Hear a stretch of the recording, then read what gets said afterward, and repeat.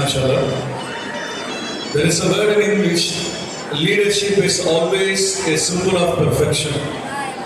தமிழகத்தில் நடக்கக்கூடிய மகத்தான மக்கள் ஆட்சி, அதற்கு முகவை மாவட்டத்தை மிகப்பெரிய சாட்சியாக்கி கொண்டிருக்கக்கூடிய எங்கள் ஆற்றல் மிகு ராமநாதபுரம் மாவட்டத்துடைய தலைமை கழக மாவட்ட செயலாளர், எங்கள் மண்ணின் மைந்தர் எம்எல்ஏ முத்துராமலிங்கம் காதர் பாட்ஷா அவர்களை சிறப்பு செய்யக்கூடிய நேரம். I cordially invite our MLA sir to honor அனைத்து சமுதாய கூட்டமைப்பின் தலைவர் ஹாமித் இப்ராஹிம் மாமா அவர்களுக்கு நினைவு பரிசு எம்எல்ஏ அவர்களின் சார்பாக வழங்கப்படுகிறது.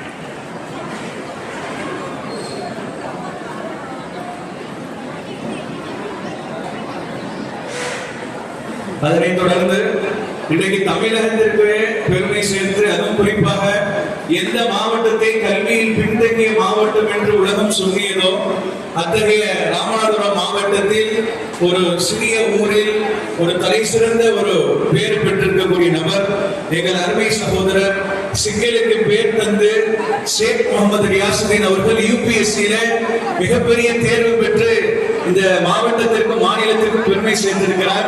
அந்த ஷேக் முகமது ரியாசுதீன் அவர்களை மாவட்ட செயலாளர் நம்ம அன்பு சட்டமன்ற உறுப்பினர் காதர் பாட்ஷா முத்துராமலிங்கம் அவர்கள் மேடையிலே சால்வை போற்றி கௌரவிப்பார்.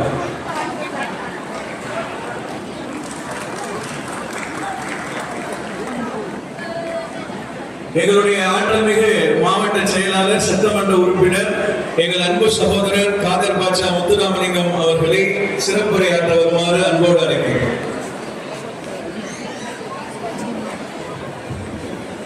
அன்புள்ள அளவற்ற அருளால் நிகரற்ற அன்பால் அல்லாஹ்வின் திருப்பெயரில் என்னுடைய உரையை தொடங்குகிறேன். இன்று நடக்கக்கூடிய இஃப்தார் விழா என்பது அனைத்து சமுதாய கூட்டமைப்பின் சார்பில் இன்று ஒருங்கிணைந்திருந்தாலும் இந்த நிகழ்வு ஒரு சமத்துவ இஃப்தார் விழாவாக நான் பார்க்கிறேன்.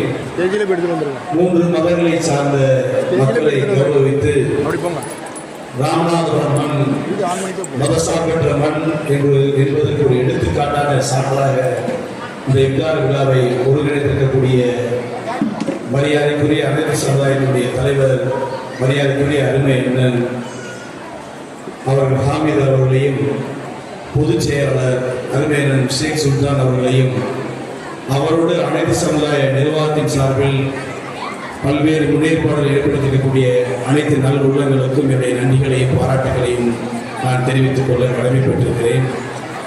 இஃப்தார் விருந்தினுடைய நோம்பின் சில மகிமைகளை மட்டும் நான் இங்கே எடுத்து சொல்லி என்னுடைய உரையை நான் நிறைவு செய்ய வேண்டும் நினைக்கின்றேன்.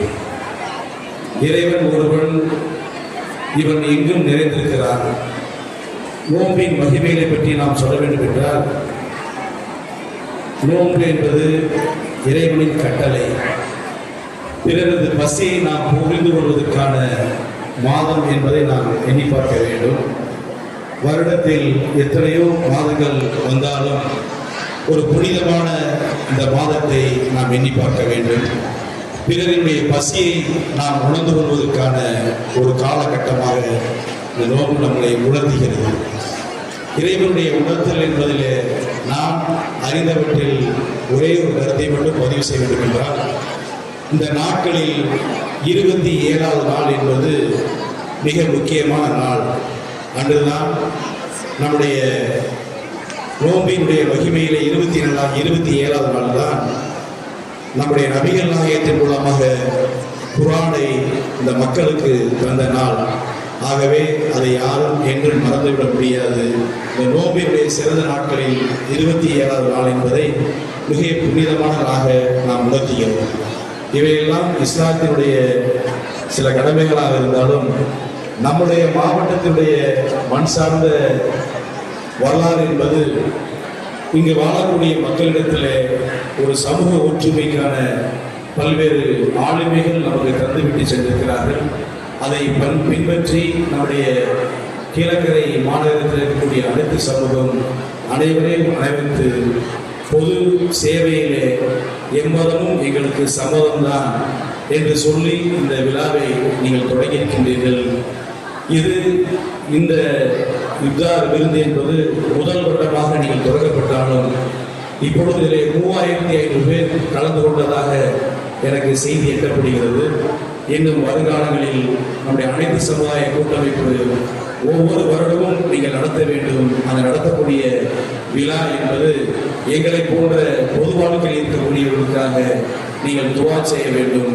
2021 நீங்கள் துவா செய்தீர்கள். எங்களை போன்ற மக்கள் பிரதிகளை இறைவன் உங்களுக்கு தந்தார்கள். அதே போன்று வர இருக்கக்கூடிய காலத்தில் தமிழ்நாட்டில் ஒரு சமூக நீதி, சிறுபான்மை பாதுகாப்பு அனைத்தும் உள்ளடக்கிய ஒரு தலைவரை திராவிட மாடல் முதலமைச்சர் இந்த தமிழ்நாடு பெற்றிருக்கிறது. இந்த இஃப்தார் விழா என்பது மிக மிக மிக முக்கியமானது. இதில் நீங்கள் வைக்கக்கூடிய துவா என்பது இறைவனிடத்திலே நேரடியாக செல்லக்கூடியவை.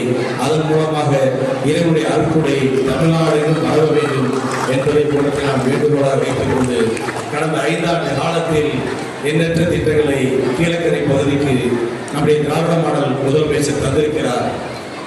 அவற்றை சிலவற்றை நான் நேரத்தில் அறிவிக்கிறதை பட்டியலிட்டு இன்னும் சில திட்டங்களுக்கு நம்முடைய அனைத்து சமுதாய கூட்டமைப்பு எங்களுக்கு உதவி செய்ய வேண்டும் என்பதை கோரிக்கையாக வைத்துவிட்டு என் உரையை நிறைவு செய்ய விரும்புகிறேன்.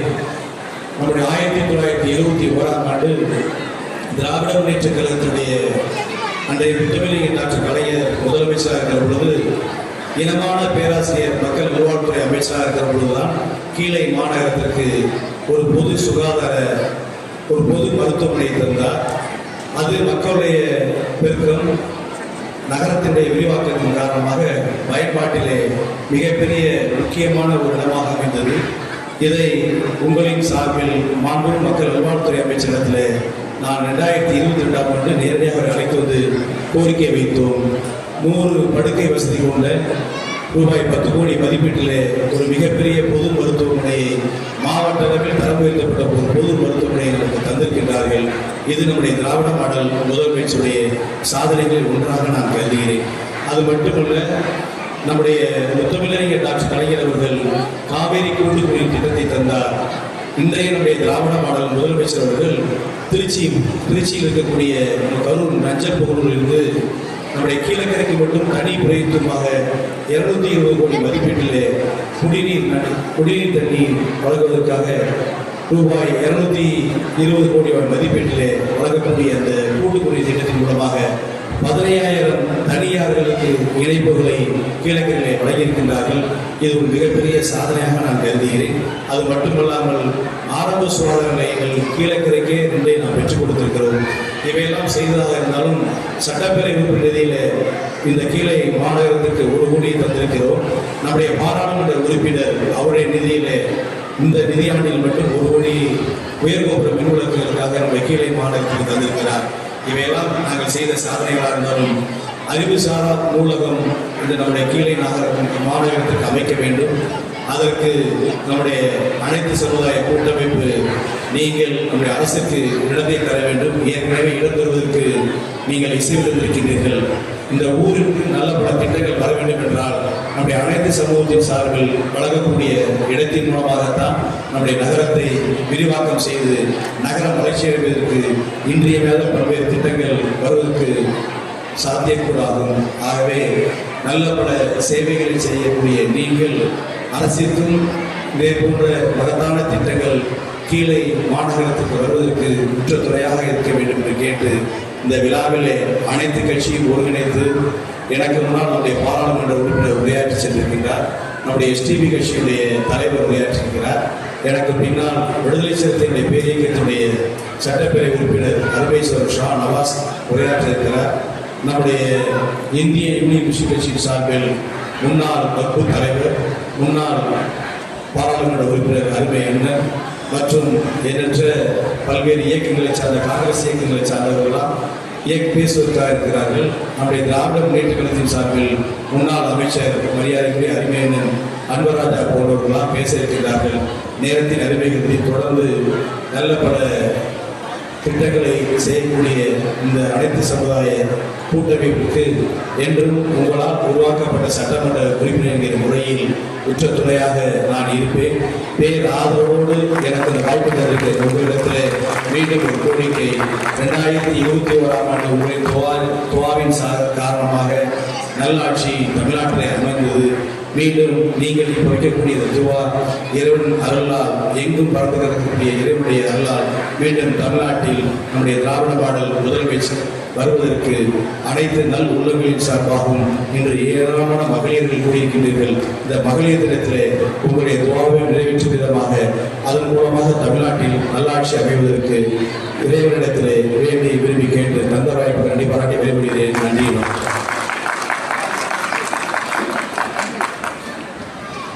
ரொம்ப அழகாக நேர்த்தியாக அவருக்கே உண்டான பாணியில் சிறப்புரையாற்றிய எங்களுடைய சட்டமன்ற உறுப்பினருக்கு நன்றியை தெரிவித்துக் கொண்டு